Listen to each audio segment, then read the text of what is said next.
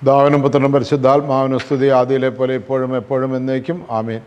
മാരാനാത്ത YouTube ചാനലിലൂടെ ദൈവവചനം ശ്രമിച്ചുകൊണ്ടിരിക്കുന്ന എല്ലാ പ്രിയപ്പെട്ടവർക്കും ക്രിസ്തു യേശുവിൻ്റെ നാമത്തിൽ സ്നേഹവന്ദനം അറിയിക്കുന്നു. ഒപ്പം തന്നെ വിശുദ്ധ കുർബാനയ്ക്ക് ഒരുക്കമാകുന്ന വചന ശുശ്രൂഷയിലേക്ക് എല്ലാവരെയും ഹാർദവമായി സ്വാഗതം ചെയ്യുന്നു. ദൈവത്തിൻ്റെ നാമം പരിശുദ്ധമാണെന്നും ദൈവത്തിൻ്റെ മക്കളെല്ലാവരും പരിശുദ്ധരായിരിക്കണമെന്നും കർത്താവ് നമ്മളെ ആഹ്വാനം ചെയ്യുന്നു. മർക്കോസിൻ്റെ സുവിശേഷത്തിൽ നമ്മളങ്ങനെയാണ് വായിക്കുന്നത്, അവിടുന്ന് പരിശുദ്ധനായിരിക്കുന്ന പോലെ നിങ്ങളും പരിശുദ്ധരായിരിക്കും. ഇപ്പോൾ ദൈവാരാധനയിൽ പങ്കെടുക്കുന്ന നമ്മൾക്ക് പരിശുദ്ധി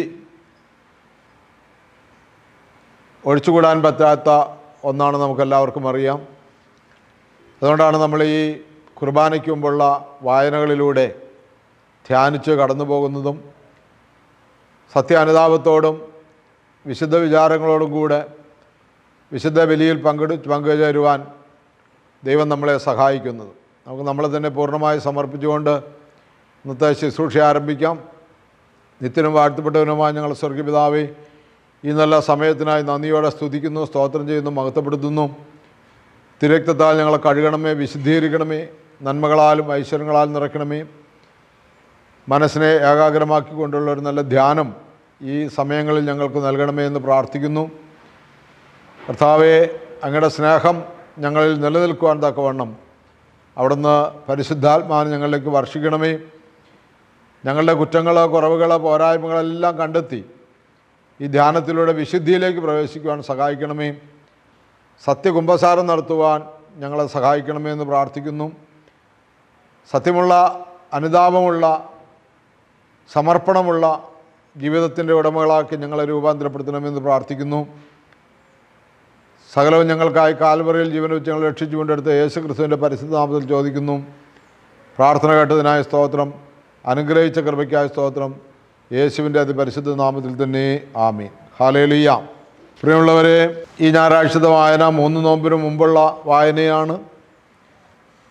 എന്നാൽ മായിൽത്ത പെരുന്നാൾ കഴിഞ്ഞതിന് ശേഷമുള്ള വായനയുമാണ്.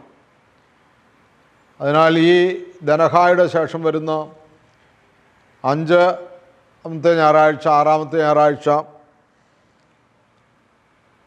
ചില കലണ്ടറുകളിൽ അല്ലെങ്കിൽ പുസ്തകങ്ങളിൽ കാണുന്നില്ല.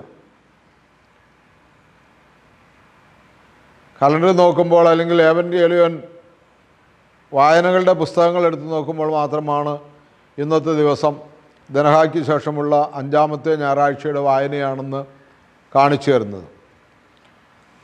ആ കണക്കനുസരിച്ചാണ് ഇന്ന് നമ്മൾ വായന ക്രമീകരിച്ചിരിക്കുന്നത്. ധനഹായ്ക്ക് ശേഷം വരുന്ന 5-ാമത്തെ ഞായറാഴ്ചത്തെ വായന സന്ധ്യയുടെ വായനയായിട്ട് ക്രമീകരിച്ചിരിക്കുന്നത് വിശുദ്ധ മത്തായിയുടെ സുവിശേഷം 11-ാം അധ്യായത്തിൻ്റെ 1 മുതൽ 15 വരെ വാക്യങ്ങളാണ്. പ്രഭാത വായന വിശുദ്ധ ലൂക്കോസിൻ്റെ സുവിശേഷം 5-ാം അധ്യായം 1 മുതൽ 11 വരെ വാക്യങ്ങളാണ്. പഴയ നിയമ വായനകൾ ക്രമീകരിച്ചിരിക്കുന്നത് ഉൽപ്പത്തി പുസ്തകം 9-ാം അധ്യായം 12 മുതൽ 17 വരെ വാക്യങ്ങളാണ്.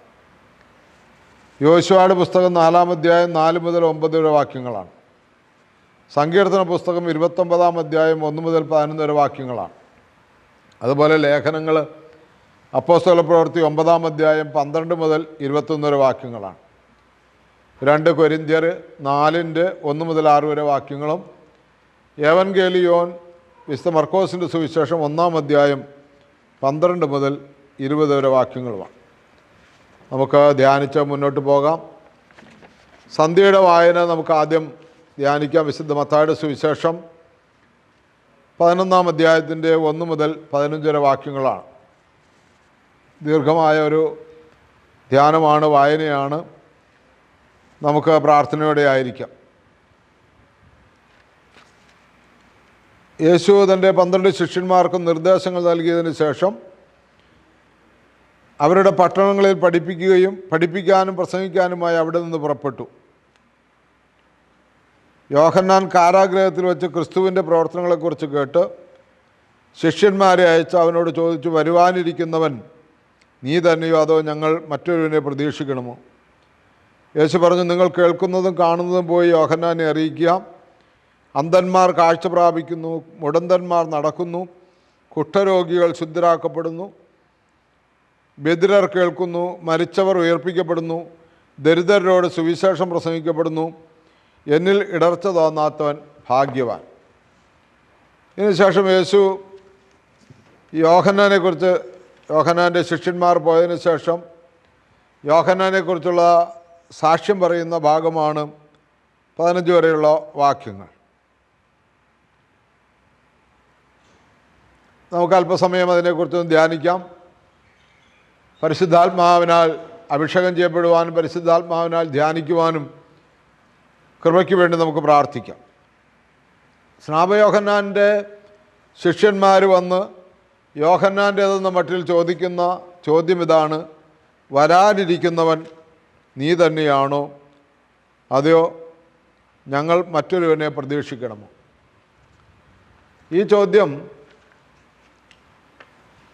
ഇതിന് 2 കാരണങ്ങൾ ബൈബിൾ പണ്ഡിതന്മാർ പറയുന്നുണ്ട്. ഒന്ന്, യോഹന്നാൻ സ്നാപകൻ്റെ ഈ ചോദ്യം യേശുക്രിസ്തുവിനെ കുറിച്ച് യോഹന്നാൻ പ്രസംഗിച്ചതിന് വിരുദ്ധമായിട്ടാണ് യേശുവിൻ്റെ ജീവിതം. യോഹന്നാൻ യേശുക്രിസ്തുവിനെ കുറിച്ച് പ്രസംഗിച്ചിരിക്കുന്നത് വിശുദ്ധ മത്തായിയുടെ സുവിശേഷത്തിൽ തന്നെ 3-ാം അധ്യായത്തിൻ്റെ 1 മുതൽ 10 വരെ വാക്യങ്ങളിലാണ്. മാനസാന്തരപ്പെടുവൻ, സ്വർഗരാജ്യം സമീപിച്ചിരിക്കുന്നു, ഇവനെപ്പറ്റിയാണ് യേശയ്യാ പ്രവാചകൻ വഴി ഇങ്ങനെ അരുളി ചെയ്യപ്പെട്ടത്, മരുഭൂമിയിൽ വിളിച്ചു പറയുന്നൊരു ശബ്ദം. ഇങ്ങനെ തുടങ്ങി താഴേക്ക് വരുമ്പോൾ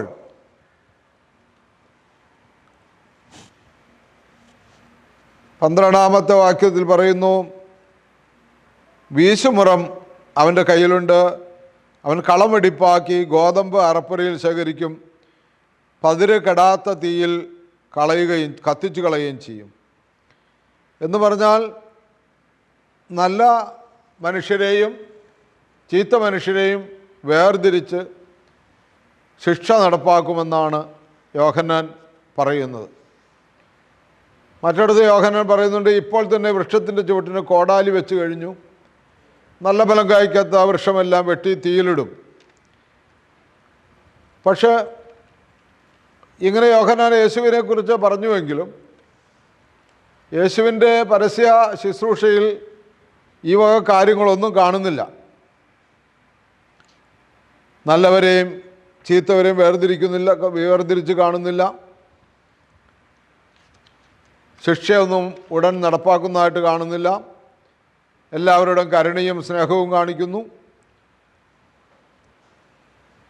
കള പറിച്ചു കളയട്ടെ എന്ന് ശിഷ്യന്മാർ ചോദിക്കുമ്പോൾ വേണ്ട, കളയോടൊപ്പം നല്ല ചെടിയോടൊപ്പം കളയും വളരട്ടെ, അന്ത്യ കൊയ്ത്തുകാലത്ത് അത് പറിക്കാമെന്നൊക്കെ പറയുന്നു. അതുകൊണ്ട് യോഹന്നാൻ്റെ പ്രസംഗത്തിന് വിരുദ്ധമായി യേശു പ്രസംഗിച്ചപ്പോൾ യോഹന്നാനുണ്ടായ സംശയമാണ് എന്ന് ചിലർ പറയുന്നു. എന്നാൽ വേറെ ചിലർ പറയുന്നത് അങ്ങനെയല്ല, യോഹന്നാനുണ്ടായ സംശയമല്ല. യോഹന്നാൻ യേശുവിനെ മാമോദിസ വേളയിൽ ശക്തമായി വെളിപ്പെടുത്തിയതാണ്, ദൈവം അവന് വെളിപ്പെടുത്തി കൊടുത്തതാണ്. അതുകൊണ്ട് യോഹന്നാൻ ഒരിക്കലും അങ്ങനെ ഒരു സംശയത്തിൻ്റെ ആവശ്യമില്ല.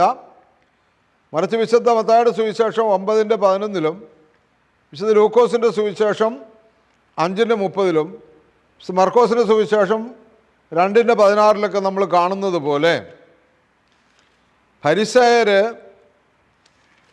യേശുവിനോട് ചോദിച്ച ചോദ്യങ്ങൾ ശിഷ്യന്മാർ കേട്ടിട്ട് അവർക്കുണ്ടായ സംശയവും അസ്വസ്ഥതയും അവർ യോഹന്നാനുമായി പങ്കുവച്ചപ്പോൾ എന്താണ് 11-ാമത്തെ വാക്യം?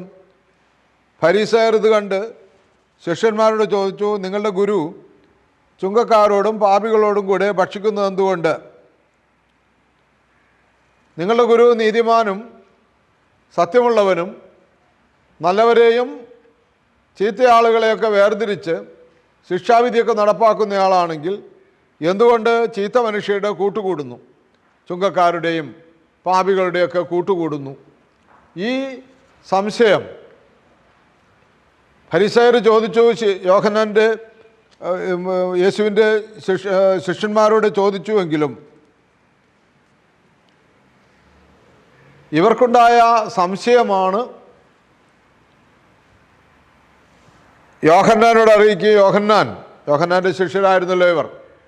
യോഹന്നാൻ ഇവരെ യേശുവിൻ്റെ അടുക്കിലേക്ക് പറഞ്ഞു വിടുകയും ഇവർ തന്നെ പോയി യേശുവിനോട് ചോദിച്ചറിഞ്ഞ് യേശു പറയുന്ന മറുപടിയിൽ സംതൃപ്തരാകുകയും പൂർണ്ണമായും അവരുടെ സംശയം മാറുകയും ചെയ്യട്ടെ എന്ന് വിചാരിച്ചുകൊണ്ട് യോഹന്നാൻ പറഞ്ഞു വിട്ടതാണെന്നും ചില ആളുകൾ സംസാരിക്കുന്നുണ്ട്. എന്തുമാകട്ടെ, യോഹന്നാൻ്റെ ഈ ചോദ്യത്തിന് യേശു പറയുന്ന മറുപടി, കുരുടർ കാണുന്നു, മുടന്തർ നടക്കുന്നു, കുഷ്ഠരോഗികൾ സുഖം പ്രാപിക്കുന്നു, ദരിദ്രരോട് സുവിശേഷം അറിയിക്കുന്നു. നിങ്ങൾ കണ്ടതും കേട്ടതും യോഹന്നാനെ അറിയിക്കുക. ഹല്ലേലൂയ. അതുകൊണ്ട് പ്രിയമുള്ളവരെ, ഒരിക്കലും ഒരു മനുഷ്യർക്കും യേശുവിൻ്റെ ദൈവത്വത്തെക്കുറിച്ചോ യേശുവിൻ്റെ രക്ഷാകര പദ്ധതിയെക്കുറിച്ചോ സംശയിക്കാൻ ഒരു നാളും പാടില്ല എന്നുള്ളത് ഉറപ്പിക്കുകയാണ് ഇവിടെ. നിങ്ങൾ കണ്ടതും കേട്ടതും സത്യമാണ്, അത് നിങ്ങൾ പറയുക. എന്നിൽ ഇടർച്ച തോന്നാത്തവൻ ഭാഗ്യവാൻ. അപ്പോൾ ഇടറുന്നത് നിർഭാഗ്യമാണ്. അപ്പോൾ യേശുവിൽ അടിപതറാതെ വിശ്വസിക്കുന്ന, യേശു ദൈവപുത്രനാണെന്നും ദൈവത്തിൽ നിന്നാണ് ഈ ഭൂമിയിലേക്ക് വന്നതെന്നും അടിയുറച്ച് വിശ്വസിക്കുന്നവനാണ് ഭാഗ്യവാൻ. ഇടറുന്നവൻ ഭാഗ്യവാനല്ല. എന്നിൽ ഇടർച്ച തോന്നാത്തവൻ ഭാഗ്യവാൻ. അപ്പോൾ പിന്നെ യേശു യോഹന്നാനെ കുറിച്ചാണ് പറയുന്നത്. എന്താണ് യോഹന്നാനെ കുറിച്ച് പറയുന്നത്? അവർ പോയതിനു ശേഷം യേശു ജനക്കൂട്ടത്തോട് യോഹന്നാനെ കുറിച്ച് സംസാരിക്കാൻ തുടങ്ങി. എന്ത് കാണാനാണ് നിങ്ങൾ മരുഭൂമിയിലേക്ക് പോയത്? കാറ്റ് തുളയുന്ന ഞാങ്ങണയോ അല്ലെങ്കിൽ വേറെ എന്ത് കാണാനാണ് നിങ്ങൾ പോയത്? മൃദുല വസ്ത്രങ്ങൾ ധരിച്ച മനുഷ്യനെയോ? മൃദുല വസ്ത്രങ്ങൾ ധരിക്കുന്നവർ രാജകൊട്ടാരങ്ങളിലാണുള്ളത്. അല്ലെങ്കിൽ പിന്നെ എന്തിനാണ് നിങ്ങൾ പോയത്? പ്രവാചകനെ കാണാനോ? അതെ, ഞാൻ നിങ്ങളോട് പറയുന്നു, പ്രവാചകനേക്കാൾ വലിയവനെ തന്നെ. ഇവനെ പറ്റിയാണ് ഇങ്ങനെ എഴുതിയിരിക്കുന്നത്, ഇതാ നിനക്ക് മുമ്പേ ഞാൻ എൻ്റെ ദൂതനെ അയക്കുന്നു, അവൻ നിൻ്റെ മുമ്പേ പോയി നിനക്ക് വഴിയൊരുക്കും. പ്രവാചകനെയാണ് കാണാൻ പോയതെങ്കിൽ കാറ്റത്തുലയുന്ന ഞാങ്ങണയോ? ഞാങ്ങയുടെ പ്രത്യേകതയാണ് കാറ്റ് വരുമ്പോൾ അങ്ങോട്ടും ഇങ്ങോട്ടും ചായും. അപ്പോൾ തക്ക സമയങ്ങളിൽ അങ്ങോട്ടും ഇങ്ങോട്ടും ചായുന്ന ഒരു മനുഷ്യനെയാണ് നിങ്ങൾ കാണാൻ പോയത്? അതോ ആഡംബരപൂർവം സുഖലോലുപനായിട്ട് ജീവിക്കുന്ന മനുഷ്യനെയാണോ നിങ്ങൾ കാണാൻ പോയത്? എന്ത് കാണാനാണ് പോയത്? നിങ്ങൾ പ്രവാചകനെയാണ് കാണാൻ പോയതെങ്കിൽ സത്യമായും പ്രവാചകനേക്കാൾ വലിയവനാണ് യോഹന്നാൻ എന്ന് പറയുകയാണ്. എന്താണ് പ്രവാചകൻ? ആരാണ് പ്രവാചകനെന്ന് യേശുവിൻ്റെ മറുപടിയിൽ നമുക്ക് മനസ്സിലാകും. ആരാണ് പ്രവാചകൻ? ദൈവഹിതം മനുഷ്യരെ ഗ്രഹിപ്പിക്കുന്നവനാണ് പ്രവാചകൻ. മനുഷ്യരോട് ബന്ധമില്ല, ദൈവത്തോടുള്ള ബന്ധത്തിൽ മനുഷ്യനോട് അവൻ്റെ നന്മയും തിന്മയും വെളിപ്പെടുത്തി കൊടുക്കുന്നവനാണ് പ്രവാചകൻ. നമുക്കറിയാം, ദാവീദ് രാജാവിന് നാഥാൻ പ്രവാചകനാണ് അവൻ്റെ തെറ്റ് തിരുത്തി കൊടുത്തത്. അപ്പോൾ രാജാക്കന്മാരുടെ പോലും തെറ്റുകൾ തിരുത്തി കൊടുക്കാൻ വിളിക്കപ്പെട്ടവർ രാജാക്കന്മാരുടെ പക്ഷത്ത് നിന്നുകൊണ്ടല്ല, അവരാര് തന്നെയായാലും ദൈവത്തിൻ്റെ അഭിഷേകം കിട്ടിയവരാണ് എന്നുള്ള ചിന്തയോടുകൂടി ധൈര്യപൂർവം ദൈവഹിതം മനുഷ്യരെ ഗ്രഹിപ്പിക്കുന്നവനാണ് പ്രവാചകൻ. ഇന്നും പ്രവാചക ശബ്ദമുള്ളവർ നമ്മുടെ ഇടയിലുണ്ട്. നമ്മളവരെ മാനിച്ചേ പറ്റുള്ളൂ. രണ്ടാമത്തെ പ്രവാചകൻ്റെ ഗുണമെന്ന് പറയുന്നത് മനസ്സിൽ അല്ലെങ്കിൽ ഹൃദയത്തിൽ ദൈവത്തിൻ്റെ ജ്ഞാനവും നാവിൽ ദൈവത്തിൻ്റെ സത്യവും ഹൃദയത്തിൽ ദൈവത്തിൻ്റെ ധീരതയുമുള്ളവനാണ് പ്രവാചകൻ. ഹല്ലേലൂയ. മനസ്സിൽ ദൈവത്തിൻ്റെ ജ്ഞാനവും നാവിൽ ദൈവത്തിൻ്റെ സത്യവും ഹൃദയത്തിൽ ദൈവത്തിൻ്റെ ധീരതയുമുള്ളവനാണ് പ്രവാചകൻ. അത് അങ്ങനെ ഒരു പ്രവാചകനെയാണ് നിങ്ങൾ കാണാൻ പോയതെന്ന് യേശു യോഹന്നാനെക്കുറിച്ച് സാക്ഷ്യപ്പെടുത്തുകയാണ്. അല്ലാതെ ഞങ്ങളെ പോലെ അങ്ങോട്ടും ഇങ്ങോട്ടും ചായുന്ന ഒരാളെ അല്ല, അല്ലെങ്കിൽ അത്യാഡംബരപൂർവ്വം സുഖലോലുപനായി ജീവിക്കുന്ന ഒരാളെ അല്ല നിങ്ങൾ കാണാൻ പോയത്. അതുകൊണ്ട് നിങ്ങൾ കണ്ടത് നല്ലൊരു ഉത്തമ പ്രവാചകനെയാണെന്ന് യേശു പറയുകയാണ്. ഇനി നമുക്ക് യോഹന്നാൻ്റെ പ്രത്യേകതകൾ യേശു പറയുന്നത് നമുക്കൊന്ന് നോക്കാം. ഒന്ന്, തൻ്റെ മുന്നോടിയെ എന്ന പ്രത്യേക പദവി യോഹന്നാന് കിട്ടുകയാണ്. നിനക്ക് മുമ്പേ പോയി വഴിയൊരുക്കും, അവൻ നിൻ്റെ മുമ്പേ പോയി നിനക്ക് വഴിയൊരുക്കും. സ്ത്രീകളിൽ നിന്ന് ജനിച്ചവനിൽ സ്നാപയോഹന്നാനേക്കാൾ വലിയവനില്ല. അപ്പോൾ ഒന്നാമത്തെ കാര്യം യേശുവിൻ്റെ മുന്നോടിയാണ്. മറ്റെല്ലാ പ്രവാചകന്മാരും ദീർഘകാലങ്ങൾക്ക് മുമ്പ്, കുറേ വർഷങ്ങൾക്ക് മുമ്പ് യേശുവിനെക്കുറിച്ച് പ്രവചിച്ചിരുന്നു. എന്നാൽ സ്നാപയോഹന്നാൻ യേശുവിന് തൊട്ടു മുമ്പ് യേശുവിന് വഴിയൊരുക്കിക്കൊണ്ട് വന്നു. അതും ജഡപ്രകാരം ചിന്തിച്ചാൽ യേശുവിൻ്റെ ചാർച്ചക്കാരനായിട്ടാണ് വരുന്നത്. യേശുവിൻ്റെ സ്വന്തം സഹോദരനായിട്ട് വരുന്ന ഒരു അത്ര അടുപ്പത്തിലാണ് ആ കാര്യങ്ങൾ ദൈവം ക്രമീകരിച്ചിരിക്കുന്നത്. രണ്ട്, യോഹന്നാൻ യേശുവിനെ ചൂണ്ടിക്കാണിച്ചു. മറ്റുള്ള പ്രവാചകന്മാരെല്ലാം ദീർഘദർശനത്താൽ മുൻകൂട്ടി എഴുതി വെച്ചുവെങ്കിൽ യോഹന്നാൻ യേശുവിനെ തൻ്റെ ശിഷ്യന്മാരെ ചൂണ്ടിക്കാണിച്ചു. നേരെ ദാ പോകുന്നവനാണ് ദൈവത്തിൻ്റെ കുഞ്ഞാടുന്നത്. അത്ര ഒരു കൈ ചൂണ്ടുന്ന അകലത്തിൽ, കാണാവുന്ന അകലത്തിൽ വെച്ച് യേശുവിനെ കാണിച്ചു കൊടുത്തു. മറ്റൊന്ന്, യോഹന്നാന് ഉള്ള ഭാഗ്യം എന്താണെന്ന് ചോദിച്ചാൽ യേശുവിനെ മാമോദിസമുക്കി യോഹന്നാൻ സ്നാപകൻ. അങ്ങനെ മറ്റു പ്രവാചകന്മാരെക്കാൾ ശ്രേഷ്ഠമായ ചില പദവികൾ യോഹന്നാന് കിട്ടി. മറ്റൊന്ന്, വേറൊന്നും കൂടി ചിന്തിച്ചാൽ മലാക്കി പ്രവചനം 3-ാം അധ്യായത്തിൻ്റെ 1-ാമത്തെ വാക്യത്തിൽ നമ്മൾ വായിക്കുന്നത് എങ്ങനെയാണ്? മലാക്കി 3:1, ഏലിയായുടെ ആത്മാവോടുകൂടി ഈ യോഹന്നാൻ വരുമെന്നാണ്. ഇതാ എനിക്ക് മുൻപേ വഴിയൊരുക്കാൻ ഞാൻ എൻ്റെ ദൂതനെ അയക്കുന്നു. നിങ്ങൾ തേടുന്ന കർത്താവ് ഉടൻ തന്നെ തൻ്റെ ആലയത്തിലേക്ക് വരും. നിനക്ക് പ്രിയങ്കരനായ ഉടമ്പടിയുടെ ദൂതൻ വരുന്നു, സൈന്യങ്ങളുടെ കർത്താവ് അരുളി ചെയ്യുന്നു. അപ്പോൾ ഈ പ്രവാചകനെക്കുറിച്ച് ദൈവം യേശുവിന് മുമ്പായിട്ട് വരുമെന്നും അതിൻ്റെ 4-ാം അധ്യായത്തിൻ്റെ 5-ാമത്തേതിലേക്ക് വരുമ്പോൾ പ്രവാചകനായ ഏലിയായെ ഞാൻ നിങ്ങളുടെ അടുത്തേക്ക് അയക്കും. ഞാൻ വന്ന് ദേശത്തെ ശാപം കൊണ്ട് നശിപ്പിക്കാതിരിക്കേണ്ടതിന് പിതാക്കന്മാരുടെ ഹൃദയം മക്കളിലേക്കും മക്കളുടെ ഹൃദയം പിതാക്കന്മാരിലേക്കും തിരിയും. അപ്പോൾ വരാനിരിക്കുന്ന ഏലിയായാണ് യോഹന്നാൻ എന്ന് യേശു തന്നെ സാക്ഷ്യപ്പെടുത്തി. ഏലിയ വന്നു കഴിഞ്ഞു, അത് നിങ്ങൾ മനസ്സിലാക്കിയില്ല എന്ന് പറയുമ്പോൾ ഏലിയായുടെ ആത്മാവോടുകൂടി യോഹന്നാൻ പ്രവർത്തിച്ചു എന്നുള്ളതാണ്. അപ്പോൾ ഈ ഒരു പദവിയും കൂടി തീർച്ചയായിട്ടും പ്രിയമുള്ളവരെയും യോഹന്നാന് ലഭിച്ചു എന്നുള്ളത് ഒരു യാഥാർത്ഥ്യമാണ്. അപ്പോൾ യോഹന്നാനെ എന്ത് കാണാനാണ് പോയതെന്ന് ചോദിച്ചാൽ, ധീരതയുള്ള, മനുഷ്യനെ ദൈവഹിതം ഗ്രഹിപ്പിക്കാൻ കഴിയുന്ന, ജ്ഞാനവും മനസ്സിൽ സൂക്ഷിച്ച് നാവിൽ ദൈവത്തിൻ്റെ സത്യവും ഹൃദയത്തിൽ ദൈവത്തിൻ്റെ ധീരതയുമുള്ള ഒരു പ്രവാചകനെ തന്നെയാണ് കണ്ടത് എന്നുള്ള സത്യം നമ്മൾ മനസ്സിലാക്കേണ്ടിയിരിക്കുന്നു. അതുപോലെ തന്നെ പ്രിയമുള്ളവരെ, യോഹന്നാൻ ഈ സമയം കാരാഗ്രഹത്തിലാണെന്നാണ് നമ്മൾ വായിച്ചത്. കാരാഗ്രഹത്തിൽ കിടന്നുകൊണ്ടാണ് ചോദിക്കുന്നത്. അത് കാരാഗ്രഹത്തിലാകുന്നതിൻ്റെ കാരണവും ഇത് തന്നെയാണ്. ഈ സത്യം ധീരതയോടെ പറയുന്നതുകൊണ്ടാണ്. എന്തുകൊണ്ടാണ് യോഹന്നാൻ കാരാഗ്രഹത്തിലായത്? ഗലീല പ്രവിശ്യ ഭരിച്ചിരുന്ന ഹെറോദോ അന്തിപ്പാസ് റോമായിലായിരുന്ന തൻ്റെ സഹോദരനെ സന്ദർശിച്ചു എന്നാണ് ചരിത്രം. ആ സന്ദർശന വേളയിൽ അദ്ദേഹത്തിൻ്റെ സഹോദര ഭാര്യയെ അദ്ദേഹം അശുദ്ധിയാക്കി, ലൈംഗികമായി ഉപയോഗിച്ചു. അതുമാത്രമല്ല, തിരികെ തൻ്റെ വീട്ടിൽ വന്നിട്ട്, കൊട്ടാരത്തിൽ വന്നിട്ട് സ്വന്തം ഭാര്യയെ അദ്ദേഹം ഉപേക്ഷിക്കുകയും ഈ സഹോദര ഭാര്യയെ വശീകരിച്ച് വെപ്പാട്ടിയാൽ ഭാര്യയാക്കി എടുക്കുകയും ചെയ്തു. ഇതൊരു നീചപ്രവൃത്തിയാണെന്ന് സ്നാപയോഹന്നാൻ നിശിതമായി ഇദ്ദേഹത്തെ വിമർശിച്ചു കൊണ്ടിരുന്നു. ഈ വിമർശനമാണ് ഇദ്ദേഹത്തെ കാരാഗ്രഹത്തിൽ അടയ്ക്കാൻ കാരണമായത്. അന്തിപ്പാസ് ഹെറോദ എന്ത് ചെയ്തു? യോഹന്നാനെയും ചാവുകടലിനടുത്തുള്ള മക്കാറിയാസ് എന്ന് പറയുന്നൊരു കോട്ടയിൽ ബന്ധനസ്ഥനാക്കി എന്നാണ് ചരിത്രം.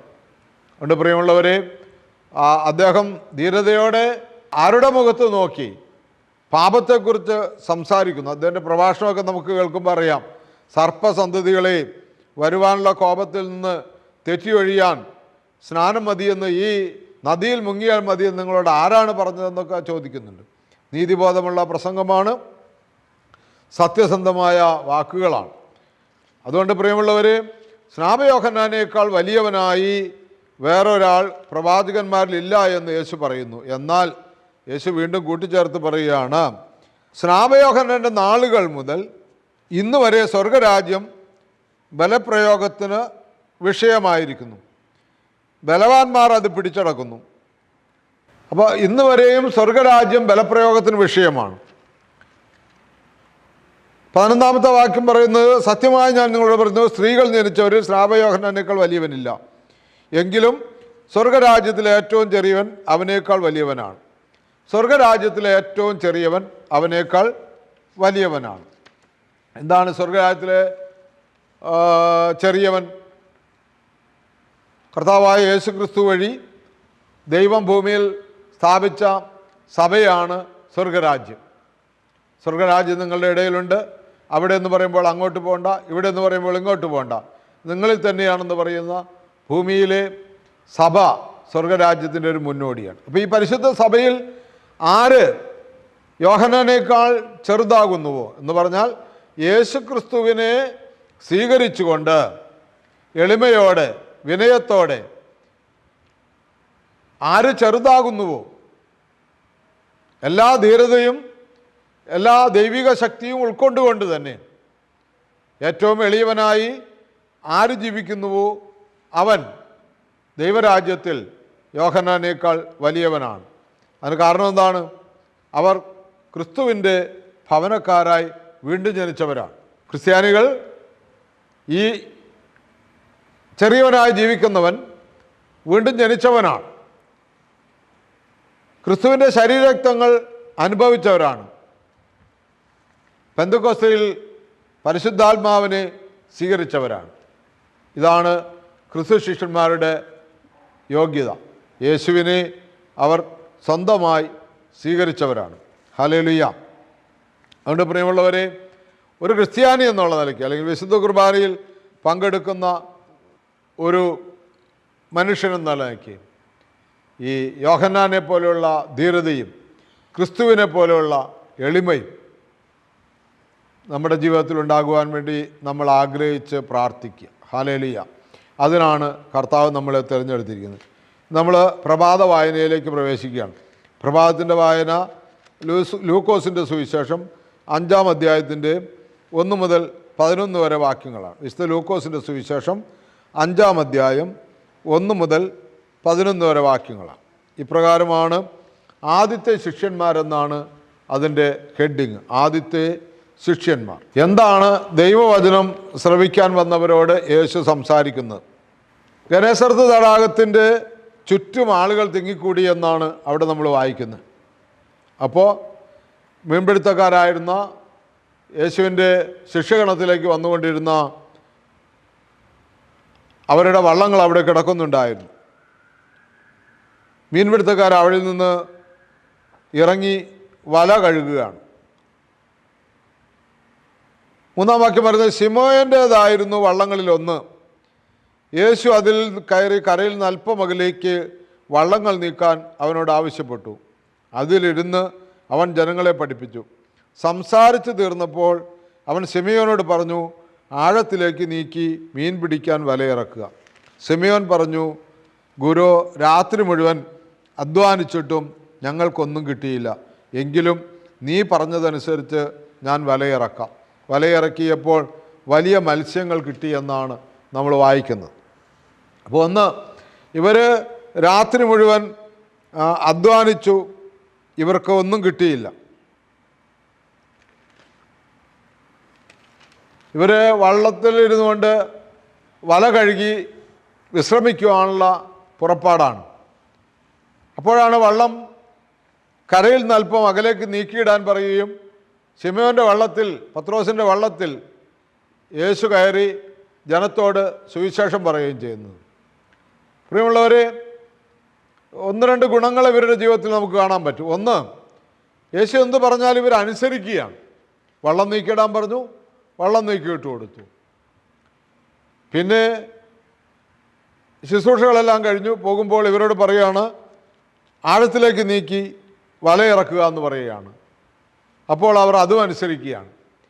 അവരുടെ നിസ്സഹായത പറയുന്നുണ്ട്, ഞങ്ങൾ രാവേറെ അധ്വാനിച്ചതാണോ ഒന്നും കിട്ടിയില്ല, എങ്കിലും നിൻ്റെ വാക്കനുസരിച്ച് വലയിറക്കാം. അപ്പോൾ രണ്ടാമത്തെ ഇവരുടെ അനുസരണമാണത്. നിൻ്റെ വാക്കനുസരിച്ച് ഞങ്ങൾ വലയിറക്കാം. അങ്ങനെ വലയിറക്കിയപ്പോൾ അവർക്കെന്താ, പെരുത്ത മത്സ്യങ്ങൾ കിട്ടി. വളരെയേറെ മത്സ്യങ്ങൾ അവർക്ക് കിട്ടി. അവരുടെ വല കീറിത്തുടങ്ങി. അവർ മറ്റേ വള്ളത്തിലുണ്ടായിരുന്ന കൂട്ടുകാരെ ആംഗ്യം കാണിച്ച് സഹായത്തിന് വിളിച്ചു. അവർ വന്ന് 2 വള്ളങ്ങളും മുങ്ങാറ് ആകുവോളം നിറച്ചു. ശിമയോൻ പത്രോസ് ഇത് കണ്ടപ്പോൾ യേശുവിൻ്റെ കാൽക്കൽ വീണ്, കർത്താവേ, എന്നിൽ നിന്ന് അകന്നു പോകണമേ, ഞാൻ പാപിയാണ് എന്ന് പറഞ്ഞു.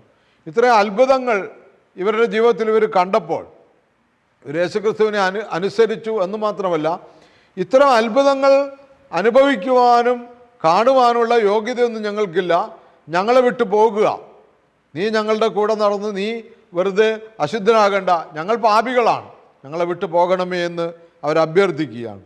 അപ്പോൾ യേശു അവരോട് പറയുകയാണ്, ഭയപ്പെടേണ്ട,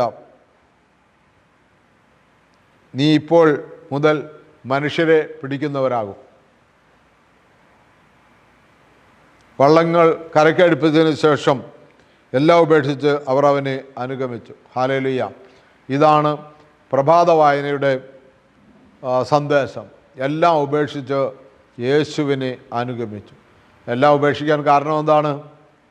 അവർക്കറിയാം, യേശു പറയുന്നതനുസരിച്ച് അവർ പ്രവർത്തിച്ചാൽ അവർക്കാവശ്യമായതെല്ലാം യേശു കൃത്യസമയത്ത് കൊടുക്കുമെന്ന് മനസ്സിലായി. അവർക്ക് മനസ്സിലായി യേശുവിന് വേണ്ടി. ആ വള്ളം വിട്ടുകൊടുത്തപ്പോൾ തന്നെ അത്രയധികം മത്സ്യങ്ങൾ കയറി വന്നല്ലോ. 2 വള്ളം മുങ്ങുവാറാകോളം മത്സ്യങ്ങളെ കിട്ടിയില്ലേ? അപ്പോൾ മനുഷ്യരെ പിടിക്കുന്നവരാക്കുമെന്ന് പറഞ്ഞ് യേശുവിൻ്റെ ശിഷ്യഗണത്തിലേക്ക് വരിക എത്ര മഹാഭാഗ്യമാണെന്ന് അവർ ചിന്തിച്ചു. യേശുവിൻ്റെ ഓരോ വാക്കിലും ഓരോ അത്ഭുതമുണ്ട്. യേശുവിൻ്റെ ഓരോ വാക്കിലും ജീവൻ്റെ തുടിപ്പുണ്ട്. ജീവിപ്പിക്കുന്നവനും ജീവനുള്ളവനും സകലത്തെയും പുതുതാക്കുന്നവനും യേശുവാണെന്നുള്ള ബോധ്യത്തിൽ അവർ യേശുവിനെ അനുഗമിക്കുകയാണ്. എന്നെ കേൾക്കുന്ന ദൈവമക്കളെ, ഇന്നത്തെ ഈ ധ്യാനത്തിൽ നമ്മൾ പരിശോധിക്കുക, നമുക്ക് ഇങ്ങനെയൊരു ആലോചനയുണ്ടോ? നമുക്ക് ഇങ്ങനെ ഈ ക്രിസ്തുവിൻ്റെ വചനം സ്വീകരിക്കാൻ നമുക്ക് മനസ്സുണ്ടോ? അതെയോ നമ്മൾ വീണ്ടും സംശയത്തോടെ ഇടറിയും പൊങ്ങിയും താണൊക്കെ ഇങ്ങനെ നടക്കുകയാണോ എന്ന് പരിശോധിക്കാനും ഒന്ന് ധ്യാനിക്കുവാനും എന്നിട്ട് ഏറ്റുപറഞ്ഞ് വിശ്വാസത്തെ ഉറപ്പിക്കുവാനും ഈ ധ്യാനം നമ്മളെ ക്ഷണിക്കുകയാണ്. ഹല്ലേലൂയ. നമുക്ക് പ്രാർത്ഥിക്കാം. കർത്താവേ, ഈ 2 വായനകളിലൂടെ ഞങ്ങൾക്ക് നൽകിയ ശിഷ്യത്വത്തിൻ്റെ വില, ഒന്ന് സ്നാപയോഹന്നാനേക്കാൾ, സ്ത്രീകളിൽ നിന്ന് ജനിച്ചവരിൽ സ്നാപയോഹന്നാനേക്കാൾ വലിയവനില്ല, എന്നാൽ സ്വർഗത്തിൽ ആര് ചെറിയവനാകുന്നുവോ അവർ സ്നാപയോഹന്നാനേക്കാൾ വലിയവരാണ് എന്ന് അവിടുന്ന് കൽപ്പിച്ചരുളിയത് ഈ മുക്കുവന്മാരായ അപ്പോസ്തലന്മാരുടെ ജീവിതത്തിൽ അത് യാഥാർത്ഥ്യമായി സത്യമായി. അവർ സ്നാപയോഹന്നാനേക്കാളും വലിയവരായി തീർന്നു. അവർ അപ്പോസ്തല സ്ഥാനം സ്വീകരിച്ചു. അവർ ശിഷ്യന്മാരെന്ന് അറിയപ്പെട്ടു. യേശുവിൻ്റെ ശിഷ്യന്മാർ. സ്നാപയോഹന്നാൻ പ്രവാചകനാണെന്ന് അറിയപ്പെടുന്നുവെങ്കിൽ ഈ മുക്കുവന്മാരായ അപ്പോസ്തലർ യേശുവിൻ്റെ ശിഷ്യന്മാരെന്ന് അറിയപ്പെട്ടു. യേശുവിൻ്റെ കൂടെ അവർ ജീവിച്ചു. നാഥാ, നന്മകളാൽ നിറയ്ക്കണമേ. ഞങ്ങളും യേശുവിൻ്റെ ശിഷ്യന്മാരായി തീർന്ന് മനുഷ്യരെ പിടിക്കുന്നവരായി തീർന്നു. കർത്താവേ, അങ്ങയോടുള്ള ബന്ധത്തിലും അങ്ങയുള്ള സ്നേഹത്തിലും വളർന്നു വരുവാൻ തക്കവണ്ണം കൃപ ചൊരിയണമേ. എല്ലാം ഞങ്ങൾക്കായി കാൽവറിയിൽ ജീവൻ വെച്ച് ഞങ്ങളെ രക്ഷിച്ചു കൊണ്ടെടുത്താം യേശു ക്രിസ്തുവിൻ്റെ നാമത്തിൽ ചോദിക്കുന്നു. പരിശുദ്ധ അമ്മയുടെയും സകല വിശുദ്ധന്മാരും ശുദ്ധിമതികളുടെയും മധ്യസ്ഥയിൽ അഭയപ്പെട്ടുകൊണ്ട് പ്രാർത്ഥിക്കുന്നു. എല്ലാ നന്മകളും എല്ലാ ഐശ്വര്യങ്ങളും ഈ വചനം കേട്ടുകൊണ്ടിരിക്കുന്ന എല്ലാ മക്കളിലും ചൊരിയണമേ. യേശുവിൻ്റെ പരിശുദ്ധ നാമത്തിൽ തന്നെ ആമേൻ. Hallelujah, hallelujah. ഈ വചനങ്ങളൊക്കെയും പ്രിയമുള്ളവരെ മറ്റുള്ളവർക്ക് ലഭിക്കത്തക്കവണ്ണം നിങ്ങൾ ഇതിൻ്റെ പങ്കുകാരായി തീരണമേ എന്ന് ഓർപ്പിച്ചുകൊണ്ട് നിർത്തുന്നു. എൻ്റെ ബാക്കി ഭാഗം അടുത്ത എപ്പിസോഡിൽ നമുക്ക് കേൾക്കാവുന്നതാണ്. പ്രാർത്ഥനയോടെ ഇപ്പോൾ നമുക്ക്